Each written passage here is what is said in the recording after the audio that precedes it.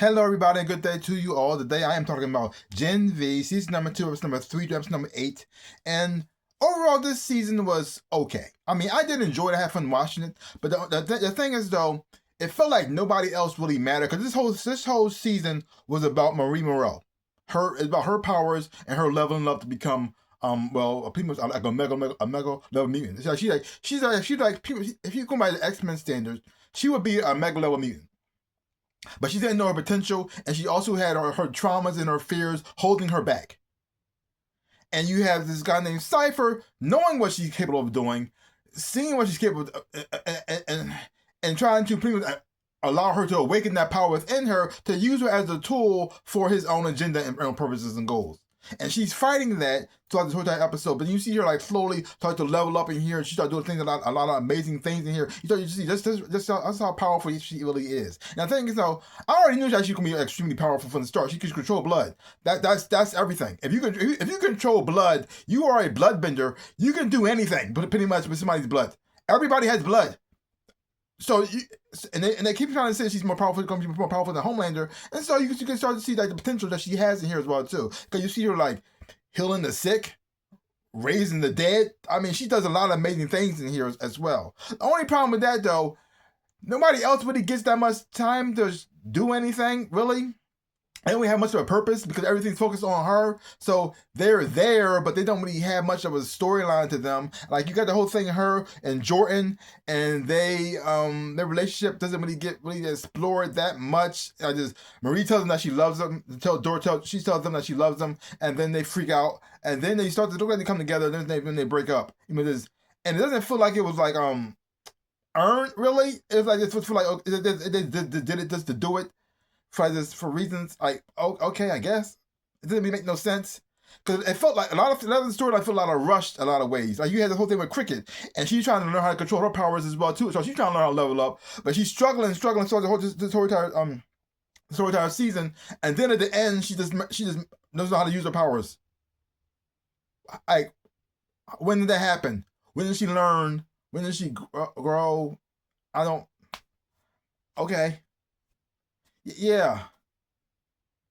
I mean, there was some interesting things in here, but not really enough to say this was the best season ever. It wasn't bad, but it wasn't like great either. And the main bad guy wasn't wasn't interesting as you thought it was going to be. A lot of things here had a lot of potential, but then when he go nowhere with it, and then when they start to go somewhere with it, it was over. So I just like, okay. That's something, I guess. Visual and special effects wise, it was fine. Watching Marie level up and use her abilities was great. Every time I watch an episode, it made me think of like Iceman. Now in the comic books, Iceman he's a mega level mutant, but he didn't know that at first because he was the youngest out of the team. He's kind of the goofball, like the clown around a lot. He uses his powers to help, but it wasn't like a mega level status.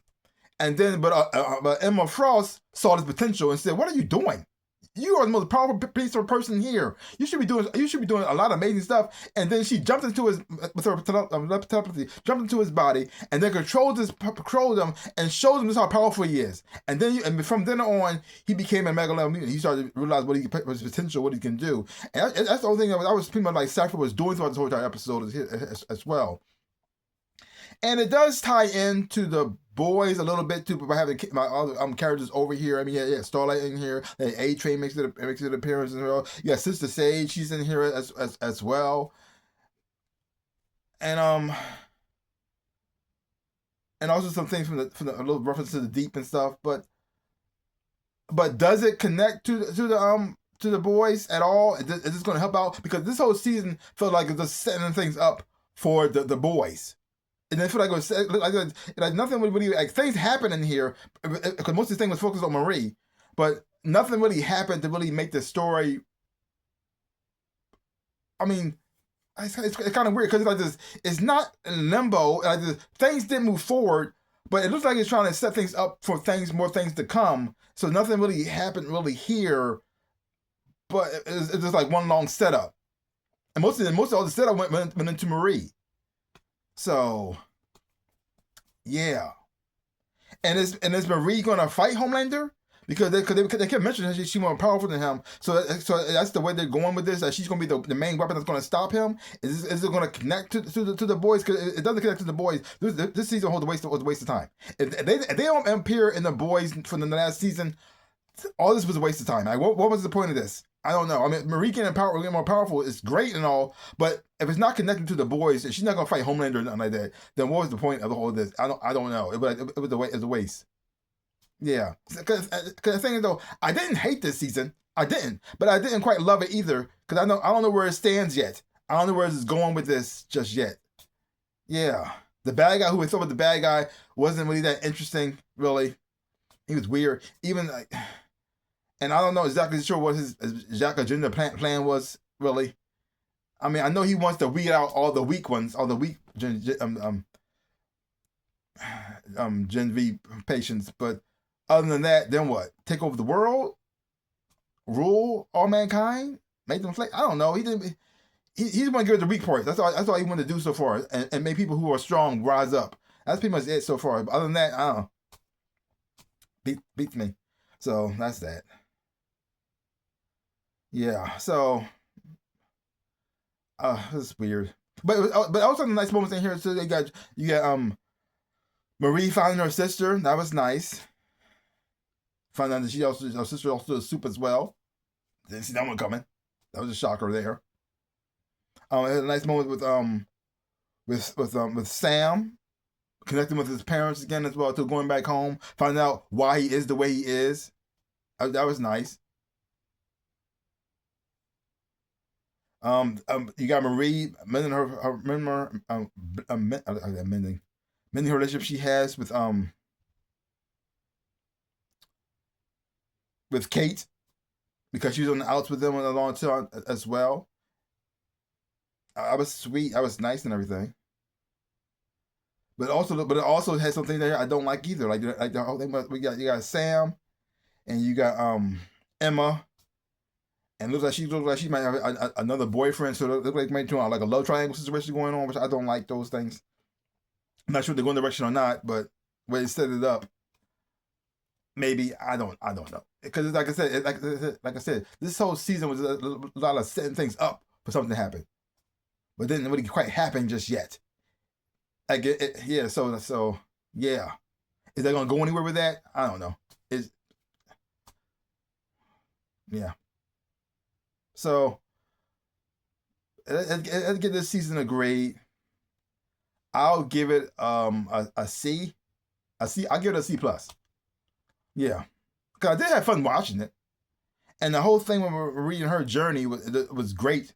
And I like to see a character who's powerful actually realize how powerful they are and accept the power that they have, and then level up, which is fantastic. And seeing her use her powers in action was just great. But yeah, and the visuals of her powers and abilities like this was fantastic. Watching her learn she doesn't have to cut herself anymore, getting more like insight on why she does that in the first place, and the self harm situation that's going on here. Like a lot of them do like a lot of self harm situation stuff to them. Even Emma with her growing and stuff like that, and the binging and stuff like in the vomiting situation. These are things they don't have to do to use their powers and abilities, and see them rise up and use their powers to the fullest way it's supposed to be used is great. But is it going to go anywhere? I don't. We will see. We will see. So leave your comments down below. Let me know what you thought of this season of Gen V. Did you love it? Did you hate it? Or how you felt about it? If you're kind of curious, to check it out for yourself. Hopefully you watch it, you would enjoy, have fun watching it too. So give me a channel, like, hit the thumbs up, shaboop, and subscribe to my channel and share. I really do appreciate it. Also, links down below. Connect my social media. You want to follow me there? I really do appreciate that as well too. Also to my stores where I sell things, my shirts and socks, everything else and whatnot. This is one of the shirts that I designed myself. This is my NinjaRabbit shirt right here. Yep. See some stuff, buy some stuff. I would appreciate it. This is from my TeePublic store. If you want to check it out, see some stuff, buy some things, I would appreciate that. Like I always say, in my dreams in real life, I am the NinjaRabbit. Peace out, people.